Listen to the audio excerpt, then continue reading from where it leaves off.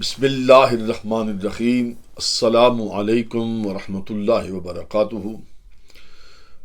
کلام مجید فرقان حمید، اللہ کا آخری کلام،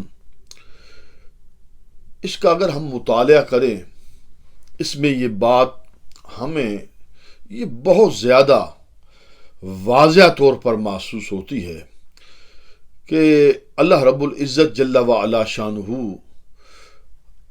مسلمانوں کے معاشرے کے یتیم اور کمزور طبقے پر سب سے زیادہ ہماری توجہ مبذول کراتا ہے۔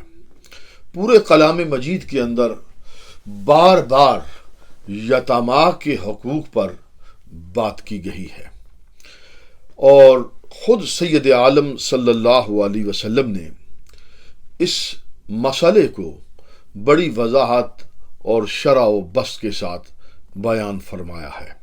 اس کے فضائل بیان کیے ہیں کہ جو یتیم کی کفالت کرتا ہے اور یتیم کے ساتھ حسن سلوک کرتا ہے۔ حدیث مبارکہ کے اندر سید عالم صلی اللہ علیہ وسلم نے یوں ارشاد فرمایا، جس کی روایت حضرت جناب سیدنا ابو ہریرہ رضی اللہ تعالی عنہ فرماتے ہیں کہ نبی کریم صلی اللہ علیہ وسلم سے یہ روایت ہے کہ بیواؤں اور مسکینوں کی خدمت کے لیے کمانے والا اللہ کے راستے میں جہاد کرنے والے کی طرح ہے، اور اس شخص کی طرح ہے جو تمام دن حالت روزہ میں رہے اور ساری رات نماز پڑھتا رہے۔ یعنی ساری رات نماز پڑھنے والا، سارا دن روزہ رکھنے والا اور اللہ کی راہ میں جہاد کرنے والے کی طرح وہ شخص ہے جو کسی یتیم، کسی کمزور، بیوگان اور مساکین کی خدمت کرتا ہے۔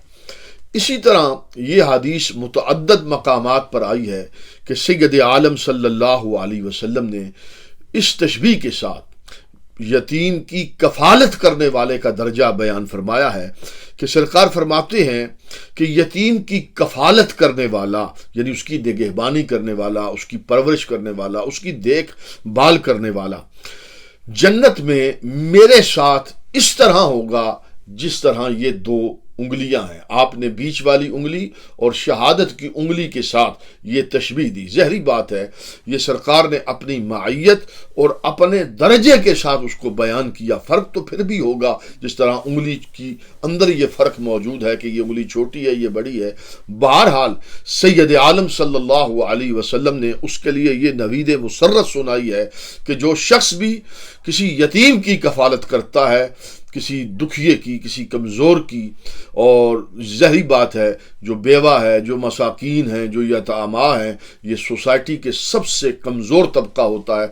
آئیے ہم حضور علیہ الصلوۃ والسلام کے اس ارشاد کو، اللہ کے حکم کو سامنے رکھتے ہوئے اپنے ارد گرد، دائیں بائیں، اپنے محلے، گاؤں، بستی، سوسائٹی کے اندر، اپنے جہاں تک آپ کے وسائل ذرائع آپ کا اختیار بس چلتا ہے، سوسائٹی کے ان لوگوں کی مدد کریں۔